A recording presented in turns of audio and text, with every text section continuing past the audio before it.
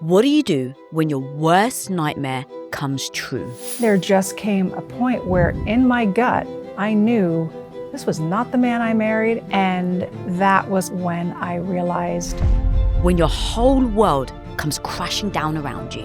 We had had such a beautiful love story, a beautiful foundation, and then all of a sudden things just got really rocky. Some women break, but not you and not today. Bruce would be like, get your ass up, figure some shit out, help our kids through this, like, let's go. By the end of this, you'll know how to build strength, courage, and resilience. I didn't expect you to say that. So you have the confidence to always get back up. Can I ask you a hard question? Yeah. You were living what looked like the perfect love story. You were married to one of the biggest movie stars on the planet. You were building a beautiful family and a life that most people actually only dream about. But behind closed doors, you started to actually sense something wasn't right. You couldn't tell if you were imagining it or if you're going crazy, if Bruce was just stressed, or if your marriage was actually falling apart. So take me back to that very first moment. What were those signs that you just felt something just was off with Bruce? Yeah, I feel like early on, Bruce and I were so cohesive. We were so aligned on so many things in our life, in our relationship, family life, just our connection together. And I just started gradually seeing this shift with him and the conversations that we were having, things that were happening. I was just sort of scratching my head about and just thinking like, what is going on? Maybe it's the insomnia. Maybe, he's not hearing me properly. But I just felt like we were not aligned anymore. And it was really jarring and scary because we always had been. We had had such a beautiful love story, a beautiful foundation. And then all of a sudden things just got really rocky. And I figured, well, maybe this is just a part of marriage, right? Like marriages go through ups and downs, and these are just one of those downs. And over time, I just started really thinking about, I don't know how I'll be able to stay in this marriage if this is becoming so complicated, so tricky. And yeah, that went through my mind of divorce. But then there just came a point where in my gut, I knew this was not the man I married and that there is something else going on here. I don't know what it might be, but this is not him. And that was kind of when I realized, you know what? I need to figure out how to speak to his doctor. I need to go above, around him to try and figure out what actually is happening, because I just knew it did not feel like him. And I think it's so important for other people out there to know that, like, if you are seeing such a drastic change characteristically in your person that you've known, that is a change in the brain, and that really needs to be addressed. And was it that you didn't see something else happen in his life to cause that type of response? And what I mean by that is, let's say my husband's mum has just died. I see my husband changing. I go, well, of course, his mum's just died. Is it that you saw so much change, but there wasn't necessarily a cause to the change? I'm trying to figure out why you went to, let me go check with the doctor versus, and I don't know if you thought this, but like, you're an asshole, I'm getting a divorce because you're no longer the husband I married. Because I just knew that there was something off. Just right? your instinct. My instinct, my gut, just knew that something was not right, because there would be times where he'd be back. Where things all of a sudden felt like, oh, we're back, we're aligned. And then you kind of ride that wave until all of a sudden there's that shift. And my gut just knew there's something different, there's something happening. And I'm not just gonna sit here, I'm not gonna contemplate or carry through with this idea of divorce until I can really get to the bottom of what is happening. Okay, there's so much there, girl. The fact that you were close enough, tight enough, strong enough to stand by him and say, oh, we have to figure this out, really is a demonstration of the foundation that you guys built before that.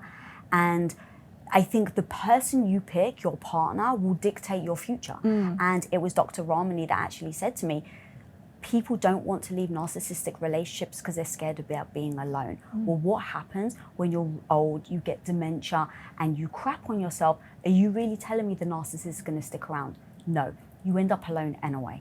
Now, in thinking through how much you've changed your life to be there for your husband, to be that support, the fact that you wrote a book, the fact that you're public speaking now, is a beautiful example of how locked in and how beautiful your relationship was originally. So I'd actually love to jump back now, if you're okay with it, and tell me about your love story. If you don't mind telling me the story where you meet Bruce, someone introduces you, and you're like, it's fine. And he says, that's the woman I'm going to marry. Yeah, he's on a different channel. You know, he really is. Very confident, very secure in who he is and what he wants. We were here in Los Angeles, and I was modeling at the time, and Bruce was doing all his action-packed movies, and, you know, we meet where any model and actor would meet, is at the gym. That's amazing. Yeah, so I knew about Bruce. I knew of him from Moonlighting. Of course, I knew about Die Hard and, you know, the movies that he had been in, but I wasn't like a Bruce Willis fan per se. But when I met him, I wouldn't say that it was like love at first sight. It took actually many years until we finally reconnected again, and then the love started happening pretty quickly. So tell me about that first moment where he was pretty full on and he invites you to basically meet the whole family, and you guys weren't even really dating at that point. No, we weren't. At that point then, we had started having daily conversations and really getting to know each other on the phone, and which I loved. It felt very high school to me, you know, like hours on the phone talking to someone, really getting to, like, you know, understand who they are, their hobbies, their likes, their dislikes, storytelling, all the things. And I, over those conversations, was like, yeah, I really like this guy. He's very genuine. He's very humble. He's always asking me questions about, you know, myself. He's never pushy. I started to really get to know him in those conversations. And at the time was moving from Los Angeles back to New York. And he had said, you know, how about you come out to Turks and Caicos? He had a house there. And my family's going to be there and would love to have you out and come with your friend. I know you're traveling with your friend. You guys will have your own villa. And I was like, you know what, thank you, but I don't think so. Because especially it was like a whole family trip, and it just seemed like a lot to take in on like the first kind of real sort of date, I guess. But anyway, I did go, and it had everything to do with my friend Ali, who was like, just stop living so by the book. You know, like, you're single, he's single. Let's go. We can change our plans. You know, his family's going to be there. His intentions are fine. Just take a chance. And I'm so happy that I did, because I got to know Bruce as a family man, you know, to see how he was with his 3 girls. And, you know, I just really got to see him as like a doting dad. And I loved that. And as a ex-husband, you know, his Demi was there with her then husband. And I just really love seeing this dynamic, how it worked really beautifully. And that was kind of another reason for wanting to get serious and jump on board. I love that so much, because just in that story, I basically wrote a laundry list of the things. Because going back to, you guys built the foundation that allowed you to be such a supportive partner now. And that is why it's so important to highlight the things that you guys originally had from the get-go. So I put number 1, that he was a great father. What did that demonstrate to you as a sign that he was someone you wanted to be with? So I grew up in a single parent household. Like, my mom and my father divorced when I was 7, and then she was kind of, you know, off to raise me on her own and make ends meet. So, you know, in my mind, I have this idea of like a father and, you know, a good solid man that like shows up for their kids. And I just saw that. I just saw how hands-on he was, and just the fun he had with the girls on that trip. And I just loved seeing it in action. Like, I had never dated a man with children before. So it was kind of like a high stress point for me of like, is this gonna be okay? Will the kids be okay with this? You know, I was really unsure sort of how to navigate that. But I really just loved watching him be a dad, you know, to really see that he enjoyed it so much. Didn't you say like he would just like jump in the pool in his clothes and just wanting to get a laugh, you know, like that was his goal. Like, what can I do to get my kids to laugh and have fun? You know, that's him. All right, guys, we'll be right back with Emma, but just for 1 second. If you're looking to build your confidence, to build your self-worth, if you want to set boundaries and finally stand up for yourself, then smash the subscribe button down there so you can get notified every single time an episode comes out. We're here to build our confidence together. So smash that subscribe button so that you can get the notifications. Now, back to the episode. There is something, I'm sure it's biological, but every time I see a man with a baby, I joke, but I'm like, my uterus literally skips a beat, because it's so beautiful to see a man caring, especially when it comes to a daughter. So I completely understand why that was very attractive to you. Yeah, I mean, I think it's because I didn't have that picture in my mind, because my mother never remarried. You know, I'm an only child. So, you know, the values for me that were important, and one of the top ones is that, like, you know, a good father to his children, our children, was just like number one on my list. Yeah. All right, number 2, and you mentioned this, the fact that he's got a great relationship with his ex. So talk to me about that. And were you nervous to meet Demi? Yeah, I was nervous. You know, I mean, it seems so unnatural, right? Because we hear all of the horror stories of like the marriage goes south and things are not cohesive and the fighting, and then there's children involved. And, you know, you hear of all the drama. That is unfortunately the norm. So walking into that and meeting Demi, I was just like, what is that going to be like? You know, like, is that going to be okay? But it was more than okay. I mean, she was also remarried, and the feeling that I got and what I learned was that his 3 daughters and Demi, they just wanted to see Bruce happy. You know, like, that is the love and foundation that they all have. And I just loved seeing it, being a part of it, and getting to meet her really changed my whole, this idea of like, came in with so many nerves, and it just kind of like dispelled. Wow. Yeah, I mean, how many times have people gone on dates and they've asked their person they're dating, like, oh, tell me about your past, and it's always like, my ex was a bitch, or my ex did this. Red flag. And when I think about the fact that his ex-wife wanted him to be happy, it goes to show the dynamic that they had. And that's why I really wanted to touch on that, because I thought, when you walk into that, you don't know what you're walking into. And the fact that you were both very beautifully grown up to go, what does Bruce want and care about? And the fact that you guys came together, I think is amazing. And she wrote a thing for your book. And so in thinking through, for you to have that foundation, the fact that you were able to see a past relationship still be very copacetic, I think must have been very beautiful for you. Oh my God, green flags all the way. You know, it was definitely beautiful to see. And again, like, wanting to be a part of something that felt different and unique. And, you know, you don't know what you're going to walk into when you're thinking about an ex-wife and a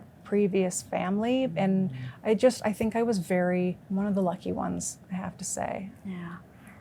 Okay, so we've got another green flag. Number 3 is he was very generous. You said that he would just give to waiters.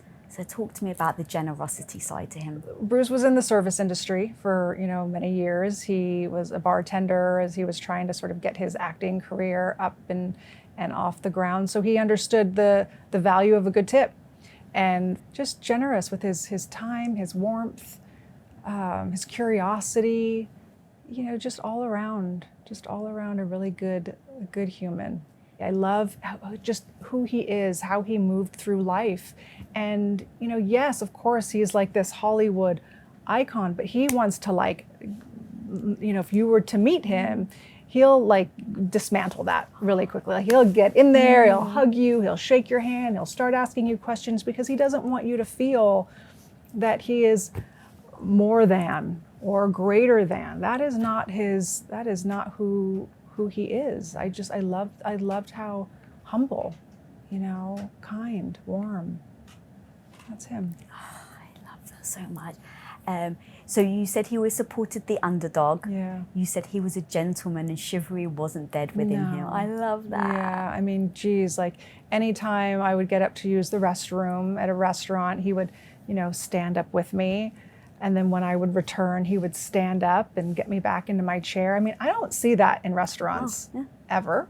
I love that. Like if I, had my arms sort of on the dining room table, he'll come and like lift my elbow up to put it on his arm so my bony elbow isn't resting on. I mean, these are just like really thoughtful, kind things,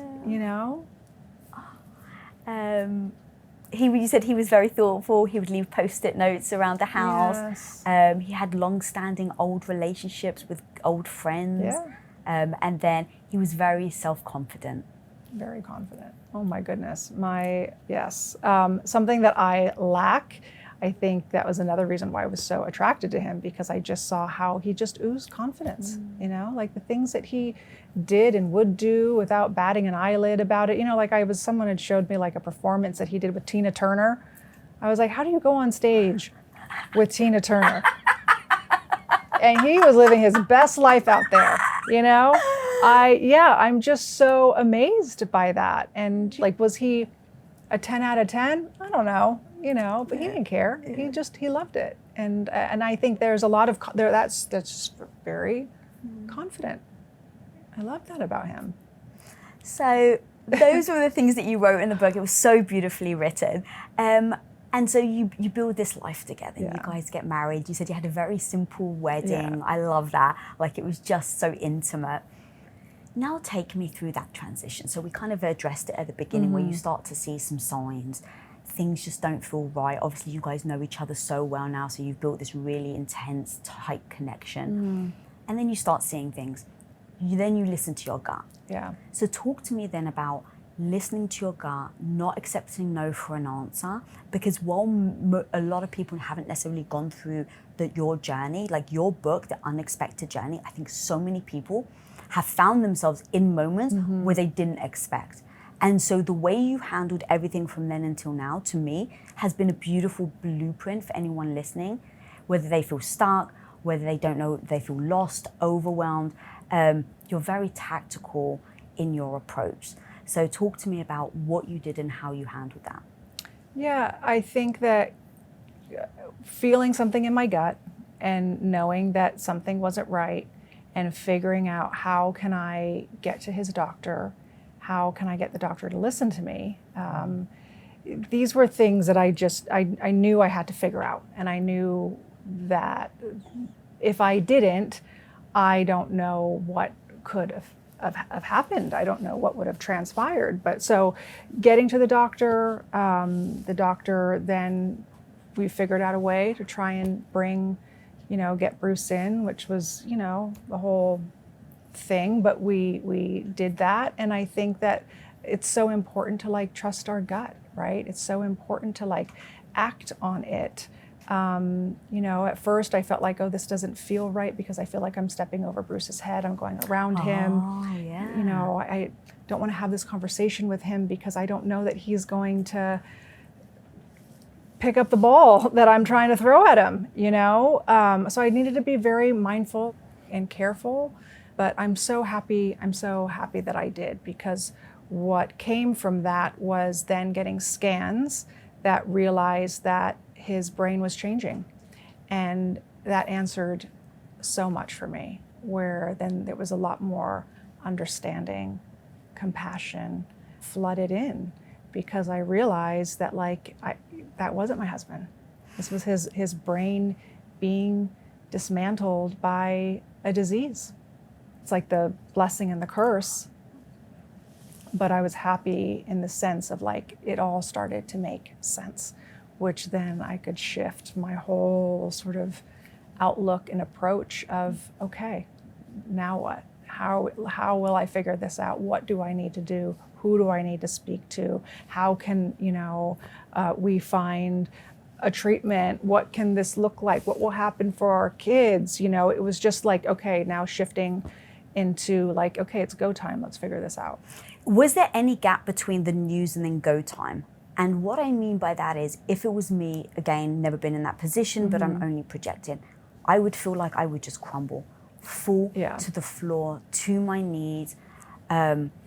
Was there a moment of break, or did the go time help you process the news? I think I was breaking the whole time, right? I think that there was a lot of crying and being so upset prior to even getting to the part of a diagnosis. So getting to the diagnosis was almost a relief in a way, because then at that point it was about how to rebuild and how to figure this out to sustain this. So yes, of course, I still have times, right, where like I can't believe this life that we are living. I can't believe this is the disease that Bruce is battling. I still have those moments, but I also can't allow this disease to take me down too. Did that come naturally, or did you have to tell yourself that enough to then believe it, embody it, and then take action? Yeah, I mean, we have 2 young children. So when Bruce was diagnosed with FTD, they were 8 and 10. And I wanted to make sure that I was in a good state of mind to be able to continue to be their mother and show up and care for them too.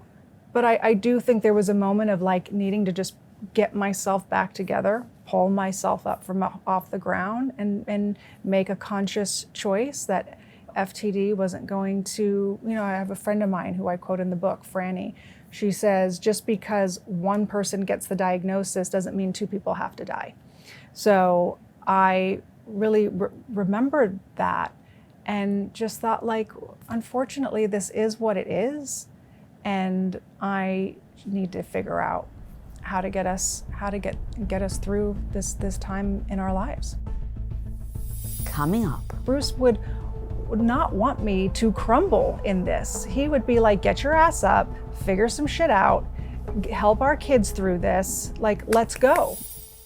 All right, my homie, can we just agree that eating clean when you're super busy is freaking impossible? You're running from meeting to meeting, maybe shuttling all the kids, maybe juggling 47 things all at once. And what are your snack options? You got the rubbish gas station jerky that's full of crap that you can't even pronounce. You want to make good choices, but life doesn't exactly make it that easy. And that's why I'm obsessed with Paleo Valley's 100% grass-fed beef sticks right here. They're super clean, packed with protein, and they're fermented. So they're actually good for your gut too. There's no junk, no sketchy ingredients, and no regrets. I just throw these everywhere I go, including my purse, because my husband always steals them, my backpack, my desk, in my office, everywhere I go, because when hunger hits, I'm not about to settle, and neither should you. So go and grab 30 of these beef sticks for just $36 right now. Click the link below in the show notes to stock up. Trust me, your body and your busy life will thank you. There are moments where you can intellectualize. So you can say, I have to be there for my kids, I have to be there for Bruce, I have to learn. All of that I totally understand. But then there's the reality where you wake up the next morning and you think, was that a nightmare? Oh yeah. Did that really happen? How do you even get out of bed enough to then figure out you need to take action? I don't know what came over me, but something did. Because what are the options? What else are you going to do? Just crumble and not pick yourself up? Well, can I be honest? Some people, yes, they turn to alcohol, they turn to drugs, they abandon their kids, they abandon their partner because they can't, not out of malice, but because they literally can't cope. And that's my point, is that a lot of people do crumble and they never get back up. But the fact that you chose to, you did it, and now you're here on this show talking about it, writing a book, like there are moments where there's a pivot and you make that choice. And that's why I'm trying to figure out what was the pivot or the choice that you made that a lot of people don't seem to be able to make. Was it your kids and you're just like, you have to be there for your kids. Maybe it's mum guilt. Like I literally don't know, but there's something that you did, homie, that most people don't do. And I'm trying to figure out, like, what was that? What was that? There was just no other way for me to go about it. So you basically just said to yourself, there's no other choice, because maybe people give themselves choices and maybe that's the answer. Maybe. I don't know. And I think because I'm still, maybe if we come back to this question in 5 years, maybe I'll be able to be like, oh, this was the moment. I think that I am still so wrapped up in our life of what is, and just going, moving forward, that I will probably look back and be like, oh, I know why I made those choices. And yes, of course, it is our daughters, but also knowing that Bruce would not want me to crumble in this. He would be like, get your ass up, figure some shit out, help our kids through this, like, let's go. You know, I know that was also playing in my head. I think also too, prior to trying to figure out what was happening to Bruce, and trying to keep it so quiet, right? And being so isolated and not talking to people about it, you know, not even talking to my mother about it because I didn't want to worry her. Just keeping it so quiet to then, okay, here I have some answers, and now I want to search for things that we can do. I want to now be able to get out there and be able to talk and connect with others. And there was just a concept, the shift of going from this very dark place that I was in to being like, okay, let's open this up. Let's get some light in here and let's just figure it out. I feel like you actually just gave the answer though. So there was a couple of things that you just said that really hit me. That was like, I just had Bruce in my head saying like, come on, get up. And when you think about it, we all have a voice in our head. The question is, whose voice is it and what are they saying? So thinking about the fact that you actually used Bruce as your catalyst, I think is beautiful, and it for sure would work on me. If I let my own voice in my head speak, I'm never getting up off the floor. If I let my husband's voice in my head speak, I'm taking action. So in thinking about that, I completely get it. And then I wonder how much strength you found in knowledge. So the knowledge ends up being the mechanism to which you feel like you can control an uncontrollable situation. It's like the stress reliever for me. I think really understanding what this disease was, what it does, what I can do to support Bruce, our two young girls, myself. I think having the knowledge was a really great stress reliever for me, because it's a very high stress, and still is a very high stress situation. So the more information that I could pull in, the better it was for me to really understand what we are up against. Was any of that also a way to avoid feeling it? I think all of this is a way of avoid feeling it. I think that, you know, I think I am very busy with advocacy and writing a book and getting out there and what's next and how can I help and how can I think that is a mechanism for me to sort of protect myself, because if I wasn't doing all of this and sitting here and talking to you, and I would be on the ground. I think that is important, and it's healing, but it's actionable and it keeps me moving forward. And I think that helps with my grief that I am consistently in. I carry my grief with me every single day, 24/7.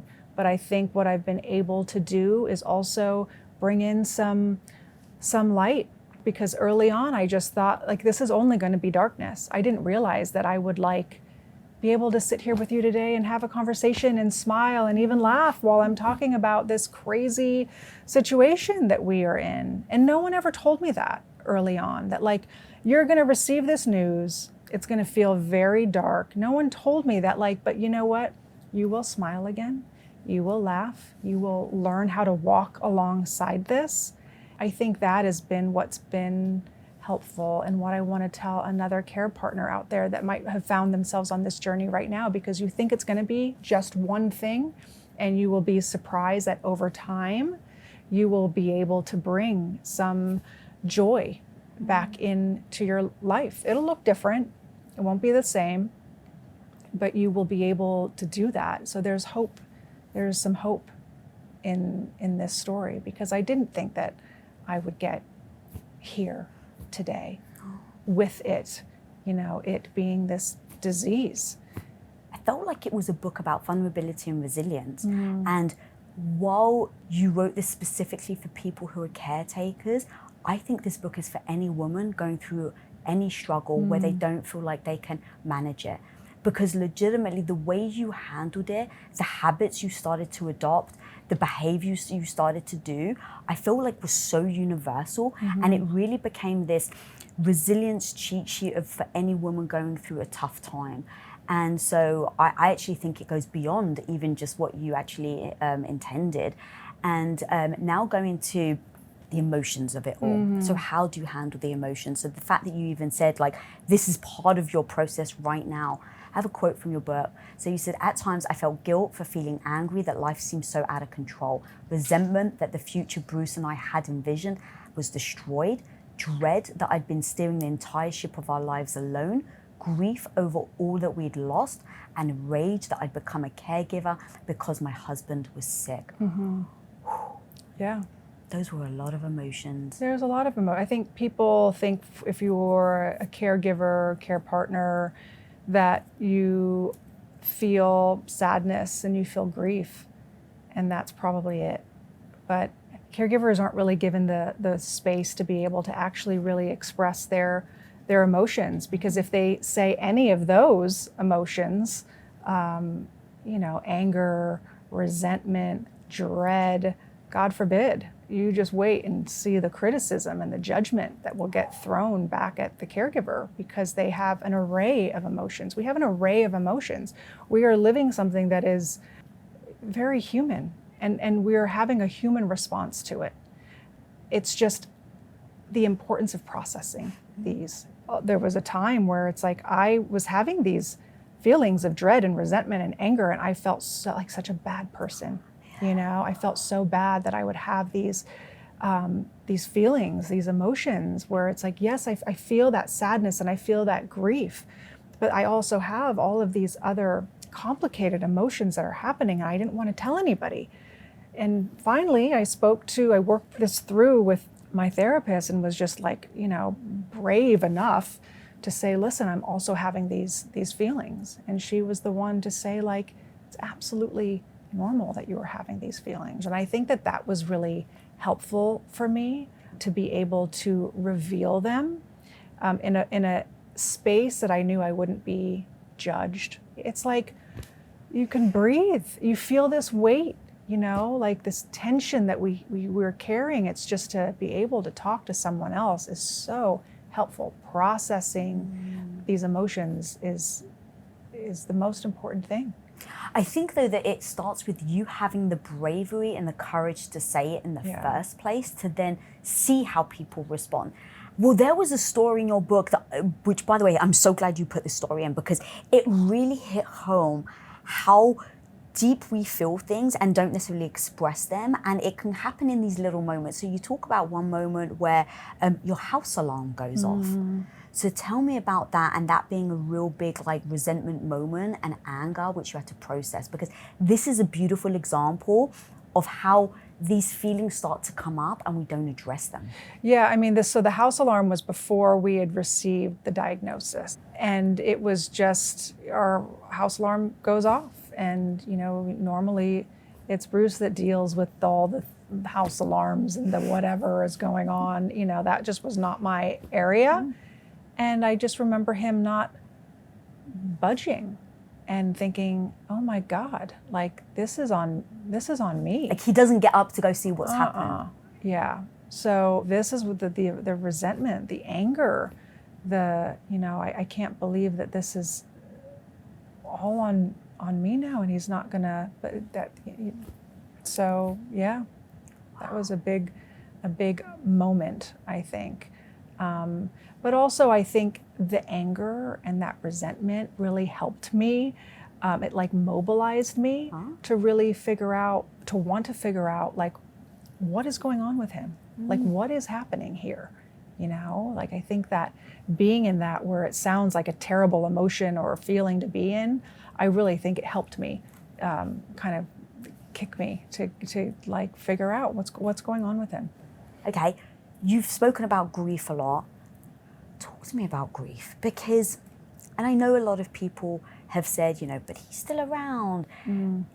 I assume it's so complex, but please, like, talk me through it, because also there's a part in your book that was heartbreaking. You said about you talking about him in past tense, but he's still around. I know. Talk to me about that. Yeah, I mean, it's the beginning of that book is just about Bruce being generous and, you know, all the things that I loved about him. Now I love different things about him now, you know, it's things are different now, and that is the progression of FTD. But it's an ambiguous loss, right? Where your person is physically here, but psychologically not. So, you know, you are grieving your person while they are still alive. You know, I think with FTD and maybe any form of dementia, you just see things that this disease takes. And when you think it can't take anymore, it takes again, you know, and that is what you are witnessing weekly, monthly, yearly, of like, what next? So you are consistently grieving along the way. So, you know, this idea of like grief being linear, it's not. You know, I have days that are really hard, moments that are harder, but times where it's okay, where I'm a little more settled into that grief. But it's, again, it's there. It's about working through it, talking with other people that are on this journey with me, you know, where you can really like be in your feelings around it and not just keep it inside. And dementia is really messy. It is a messy disease. So I just wanted to be as open and vulnerable and kind of just put it all out there, because I know that I'm not the only one feeling it. It's just a lot of people don't want to talk about it because it just doesn't sound correct, you know? So I just thought it was important to really just, here it is. Can I ask you a hard question? Yeah. So my grandmother had Alzheimer's. I mean, she was, you know, in her 80s, so she had Alzheimer's. Didn't know much back then about Alzheimer's. So I just remember her, she would swear randomly. She's like this little old Greek woman. And we're like, what the hell? She would just spit on the floor in front of you in your house. None of us understood what was happening. So we just started getting angry with her. And we're like, you don't do that. What are you doing? Once we found out, and with all the knowledge, there was so much guilt about how I felt and how I behaved. Have you had to do any of that? Yeah, I think so. I think prior, I mean, to think about divorce, you know, yeah, and then to look back, and again, it's like you don't know what you don't know. And I think that we need to be a little kinder to ourselves and give ourselves some grace. How do you do that? I think it's just been time. It's been a process, right? I think it's because I'm in it so frequently and speaking to specialists and experts and hearing so many stories from caregivers and really understanding all these different journeys that look so completely different. And, you know, talking to caregivers that are way ahead of me. And when they tell me, like, stop, like, give yourself grace. Just stop. You know, sometimes you just need someone else to tell you that, educate me, to just sort of get out of my own way. And Bruce would always say that, Emma, just get out of your own way. You know, like, stop with the guilt, the shame, the whatever it is. You just have to stop. It just becomes too overwhelming. And what does it serve? It just gets in the way of care. Dr. Amen said that married men live longer than single men. Okay. Married women don't live longer than single women. The hypothesis to him is a married woman is always taking care of her husband. So when the guy's married and he's sick, the woman bugs him to go to the doctor. When the guy's single, he just doesn't go to the doctor. So that's why the guy lives longer. But for the woman, they spend so much energy if they're married on their partner that the single woman actually lives longer because she takes care of herself. Now, you wrote a stat in your book that, holy smokes, I've got to read this out. Caregivers die at a rate that is 63% higher than people their age. 63%. And 30% of caregivers die before the loved one they're caring for does. Yeah. So when I read that, and then obviously the Dr. Amen thing, I was like, us women, oh my God, we're amazing, we're magical, but oh my God, to the detriment of our own health and well-being. When Bruce's neurologist told me those statistics, that was a wake-up call for me. Yes. You know, that was like, whoa. I didn't realize that caregiving could be bad for your health. I did not know that. And I think that think it was an important thing to put in the book because it was a driver for me. And when I'm hearing from other people, it's a driver for them because if you don't know, how would you know? We're thrusted into this role of being a caregiver, and we're just, in this fast forward mode of figuring out, okay, their medications and their doctors and they're this and they're that. And we are on the back burner, but we are as women anyway. We do that anyway. So I think that was an incredible wake-up call for me of like, okay, I actually need to start asking for help. And it's okay to ask for help, and that I'm not a failure if I ask for help. I think as women, like, we think that we have to take it all on, and we do, but at a detriment. You talk about self-care, and I basically end up putting it all into like a list and like a checklist. So I'd love to go through them if you're okay. Let's do it. Of all the because again, very practical. I need lists. I need to know exactly what I should be doing and exactly how. And so I've put them down as self-care habits that you've wrote in your book. And I'll put number 1 is you actually ban the word self-care. Yeah, I hate the word self-care. Tell me about that. I just think That's it's amazing. so like watered down at this point. I don't even know I remember when, earlier on, and people would be like, well, Emma, what are you doing to care for yourself? What kind of self-care are you doing? And I was like, I don't even know what that means. And like, I don't have time for this idea of self-care. So that was always so triggering to me. So I really wanted to just change that to this idea of making time. Like, for me, making time is actionable. So I really like the idea of like, what will feed my soul? If it's 10 minutes of reading a book, if it's 5 minutes of just getting out and, getting some sun on my face. It could be as simple as like picking up the phone and like speaking to a close friend for 10 minutes. It's like, it doesn't have to be this, okay, I'm going to go get that hour massage, which sounds lovely. But I could do that right now. Yeah, no, I could too. But just we have to think outside the box a little bit more of what making time for us, because I think as caregivers, we lose ourselves. We lose ourselves completely in the role, and we have to kind of start to go back to remembering who we were. What I loved about that one, by the way, and that's why I wanted to start with it, is that words matter.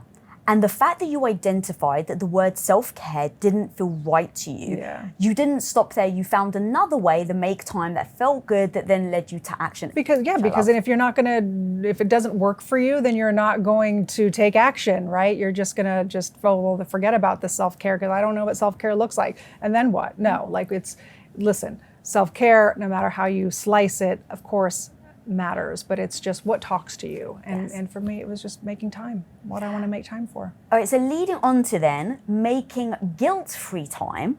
So let's say, I assume you went out with your friend one day and you go for a coffee. I'm making this up, but let me know if I'm wrong. And you have a laugh. Yeah. And that guilt, does it come in where you're like, oh crap, I'm with my friend having fun and my husband is sick and my kids, blah, blah, blah. How in that moment do you rid the guilt? Because if you can help any woman right now rid the guilt in those moments, girl, I think you'll free so many of us. Yes, there's been plenty of times where I've done things and I felt guilty for doing what I was doing because I was here having fun, but yet here my husband is at home not able to partake in what I am doing. And of course there is guilt that comes with that. I have guilt all the time, but it just gets in the way. It's just a feeling, it's an emotion that just gets in the way. And what I know is that I am doing the best that I can do in a really difficult situation. Like, I want to crawl into Emma's brain and see what happens. You're sitting there, you're having fun, you laugh, guilt comes, and then followed by, what do? It's a process, right? This is not something that happens overnight. I think that you also sort of habituate to this idea that you are a caregiver, you are caring for someone, and that there is a part of you that almost sort of gets used to this new world that you're in. So I think earlier on, I was sitting in a lot of guilt, but over time, I'm able to sort of just rid of it because it's not serving me. So this is me a couple of years in, just knowing that I can filter out some stuff that isn't gonna help me. So you've been taking action long enough that the guilt is still there. You're just better equipped to handle it and ignore it because you've refined who you are, what you stand for, and what you do. Yeah. And if you would have told me that I would be able to find some joy, find some light, that it's not always going to be darkness, that I would think that you're absolutely insane. I would have never imagined that I would be able to get to a point where life can feel a little bit more manageable.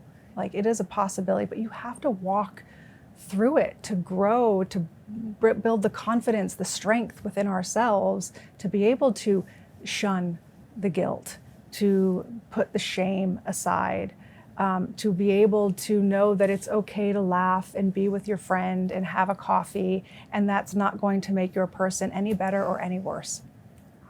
God, you're so freaking brave. I admire it so much, honestly. So I've also got under the self-care habits, brain health. So sleeping well, eating well, moving. I've got another one. You say, try something new. So every 6 to 8 weeks, you and your friend go and do something new. Yeah. I love that. Yeah, Helen and I. That was our New Year's resolution. So it was that it's so easy to not do anything, right? Like, it's so easy just to be in a rut and work and, just get into this mode. So every 6 to 8 weeks, we agreed that we would try something different. And one of it was, we were doing like yoga with goats, You You've seen yoga. I was like, that's actually a thing. Yeah. That's amazing. And then I had booked us to do yoga with puppies. I don't know if you've seen that. Oh my God. Honestly, I don't know if my heart can handle it. It's so cute. So again, it's just these like oddball little things that are different that just sort of gets us out of our regular routine. Okay, got a couple of things left on your habits list. Oh, that you've okay, got. yeah, let's go back. So validating your own feelings, and then you mentioned community. Yeah. And now I actually want to go to the next stage, which you had somewhat mentioned earlier, which is the reframing of your journey, and then reframing the relationship you now have. So we spoke about grief, but now things are different. Talk to me about grieving the future you thought you were going to have with Bruce, and then reframing it now. I have been able to, kind of look up. I think it was important for me to just look up and know that it's not all doom and gloom. It's not all darkness. I can see moments that feel a little lighter, a little brighter. I grieve so much of what we've lost, but I have gained so much in the process. I've learned that I'm a lot stronger than I thought. I mean, you were saying prior, like, I don't know if, I would be able to get off from the floor, but I think that we don't give ourselves enough credit that, like, when something is knocking at your door, I think most of us would really answer the door and try and figure it out. Perspective is everything, and I really feel like that's really what you're saying a lot today, in that you could look down or you could look up, and the situation and the scenario is what it is. That's not changing. No. So you have the choice to either change, adapt, grow, reframe, or not.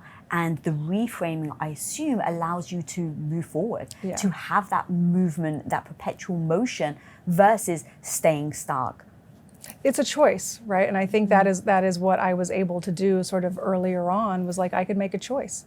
I can make a choice to, just be sad and horrified by the whole, turn of our lives, or I can move into action.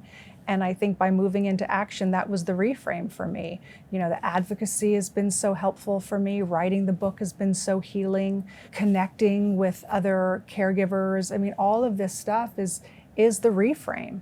That it's not happening to me, but it's happening for me. And I think that has been, to get out of the victim mentality, which I probably was early on. Understandably though, right? Yeah, for sure. But I don't want to be in that. I want action to come from that. Like, I love life. My husband loves life, and we can continue to live that to the fullest as much as we can to honor him. Because I think that Bruce wouldn't want it any other way. He wouldn't want to know that I was just stuck in one emotion. He would want to know that I'm out there living my best life and making sure that our children's world isn't clouded by his disease. I think so much of what I do is his voice in my head of what would Bruce do? What would he want me to do? And I think when you know your person so well, when you have that foundation, their wants, their needs, you know who they are at their core, it makes it a lot easier to then be able to move through life. So I think that has been my big reframe. So cool. By the way, that's a list I would definitely read. What would Bruce do? Yeah. I mean, seriously. I don't know. There might be some things on that list you probably shouldn't do. Might land you in jail, I'm just saying. But a little asterisk by those ones. That's amazing. There's actually also something that you say that you do, though, that's stay here, don't go there. Oh, yeah. I mean, it's so powerful. Tell me about that technique. So this was my therapist taught me. My therapist teaches me so much. But, it's so easy for me to get caught up in my what if thinking and catastrophizing and just worrying and thinking about the future that is so out of our control. And what she has taught me is with this affirmation is stay here, don't go there. And I usually wear my Apple Watch, and it goes off about 4 times every day throughout the day, where it's my reminder of stay here, don't go there. That is my constant state, is worrying and thinking. So when that alarm goes off, it brings me back to stay here, which puts me back into my body. I start to feel the ground beneath my feet, and just to get out of the future thinking. And it's incredible that every time that alarm goes off, my shoulders are up here. I can just feel my body so tense. And then when I have that alarm goes off, I'm like, oh yes, okay. Focus, get centered back into your body. So stay here, don't go there. That's so good. Try it. I have something that I used to call badass roulette. So it was my phone, you can do the time and it spins. Okay. I basically put a message to myself. That's so it great. Depends what I need. So either you got this or this too shall pass, something like that. And then I close my eyes and I spin it and then I set it. Oh, so you don't know when So it's I don't going know to when it's going to go off. What if it goes off at 3 o'clock in the morning? My phone, it's silent. silent, so yeah, so okay. I just sleep through it. But it's so fun because Yeah. you just don't know, and it pattern interrupts to your point where it's that's you great. feel yourself some way, and it just breaks through Brings you right back. Yeah, stay here, don't go there. Does that for me? It's like So that one good. affirmation that just really just brings me back into my body. It's so simple yet so powerful. Yeah. So you talk about let going of why. The why of it all. Asking yourself why. So many of us, I think every single woman actually, when something goes wrong, your partner leaves you, cheats on you, you get horrific news, someone passes away, whatever, we go into the why. Why me? Why did this happen? And you say part of your reframing is having to let go of that why. How the hell did you let go of why? I didn't want to ever play the victim, and I think that goes back to that sort of victim mentality. Why him? Why me? Why us? Well, why not? Because I think what I've been able to do now with the why is, okay, now how? how can I move forward? How can I turn something that feels so dark into something that feels a little bit more positive? It's a choice. It is a choice. It is moving away from like wanting just to have the why us. I could be engulfed in that all day long. Mm-hmm. I mean, I'm not saying that I don't think about it, but it doesn't serve me. It doesn't serve my purpose now. It's not going to help Bruce get better. Like, I need action. I need to know what to do, how to do it, and just dive in and get to it.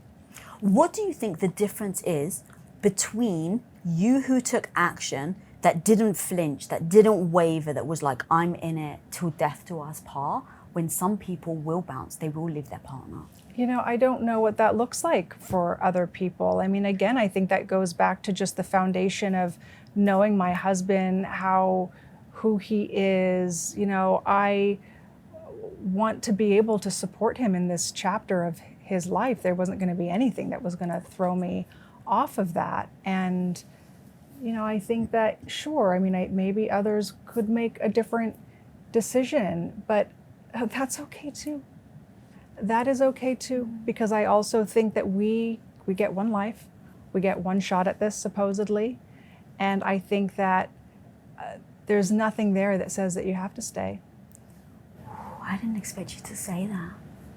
This is hard. This is like black belt stuff. This is not easy stuff to walk through, and some people might not be able to deal and handle it. Some people might not be able to be a caregiver. It takes a lot. It is no joke. It is 24/7. I mean, caregivers are in it. And, you know, you hear about the burnout. You hear about how hard it is for caregivers because they are unsupported. You know, they say that there's like 63 million caregivers in the US. Wow.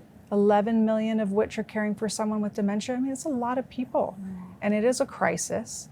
And but you definitely didn't expect to have this, especially so early and so young. You know, no one expects it. But, you know, life sometimes just lifes and throws things at you. You know, caregiving can happen to anyone at any age. And that's why I think it's really important for us to have these conversations about care, you know, knowing that at some point we will care for someone else or we will need care ourselves. And what does that look like? What do our care plans look like? What, you know, how do you plan for that? Because we are an aging population. So these are things that we do really need to think about. I mean, what you're doing is just tremendous. Honestly, it is mind-blowing, admirable. And I've heard you say that this is a hard question to answer, but, you know, I think my audience would want me to ask, like, how is Bruce doing right now? I think that all things considering, he's doing really well. He's very stable right now. You know, FTD is a really hard disease. Because it's taken away his voice, right? He can't speak now. So he has a variant of FTD called PPA, which is primary progressive aphasia, and that affects language, comprehension, reading, writing. That happens, you know, that all takes place in our temporal lobes. You know, FTD can also affect behavior. So I was going to ask you, does it make, like, kind of like my grandmother, where they, like, all of a sudden get out of character? And so the behavioral variant, yeah, because, you know, your frontal part of your brain is behavior, right? Like how you sort of show up in the world, how if you have empathy for others or, you know, whatever, decision making. You know, our brain does so much more than just hold memory. And I always say, you know, does Bruce remember who you are? Yes, he remembers who I am because he doesn't have Alzheimer's. He has FTD. I mean, there's like 120 different forms of dementia, which is crazy to think about. And for Bruce, the variant he has is primary progressive aphasia. And yeah, it affects his language greatly. Has it been, again, please let me know if it's too delicate, but has it been hard to navigate patience? Again, I'm just going to my grandmother where sometimes it was really hard to hold patience, and I just had to remind myself once I knew she was going through a condition, it's the condition, it's the condition, it's the condition, and not take it personally. Yeah, I mean, I think it's hard, especially if you're dealing with like a behavioral side of it. You know, you hear people lashing out, you know, the person with the dementia lashing out at their loved ones. It is so out of character. And how do you not take that personally? Dementia plays out differently in everyone's home, but you hear about the person becoming violent, or, these are really, it's very delicate. And again, we have to be kind to ourselves as we walk through this, because we can't always have the patience of a saint. And I think that's what people think, that caregivers are they're these saints walking through life. No, they're going to have real emotions, and their patience will run thin. I mean, probably isn't getting much sleep, is doing all the things. They're going to snap, So I think that is absolutely a part of it, unfortunately. Hence why we need more support around caregivers, so that they feel supported, so that they can sustain this journey of care. Reading your book, reading your journey, everything you've learned, your vulnerability, your sharing, all the way to educating yourself on things which I had no idea, certain things you shouldn't wear black because black will trigger his dementia. And so really you understanding and going so deep and putting all that information in the book is so freaking valuable. Honestly, you're just doing a beautiful service to so many. If someone's listening right now, where could they go to support you and the things that you're doing? So I have a website, emmahemingwillis.com. People can come on and find a blog that's there, where I have experts and people within the community sharing their stories. There are resources on that website if you want to become an advocate. There's links there to be able to, teach you how to become an advocate, what to do when it comes to advocacy, and the book's available there as well. Emma Heming Willis on my Instagram, where I share a lot about advocacy and making time and all the things. Guys, you got to go get this book. We just touched the surface. Like I said, maybe you're not a caregiver, but maybe you're somebody who's had something in their life that was completely unexpected. And now I want to end this episode in the only appropriate way possible, with the words of Bruce Willis himself. Life is short. Live it to the fullest. Appreciate every moment, every hour, every day, because in the blink of an eye, it may all be over. So to Bruce Willis, thank you for that. Thank you for joining us. And guys, please smash that subscribe button if you're not subscribed. Until next time, be the hero of your own life. Peace. It's never too late to change your life at any age. And if you want to know how, then you've got to watch this video right here with the legend, Tamron Hall. So many of us women feel the pressure to get married, have kids, have the career before it's, let's say, too late.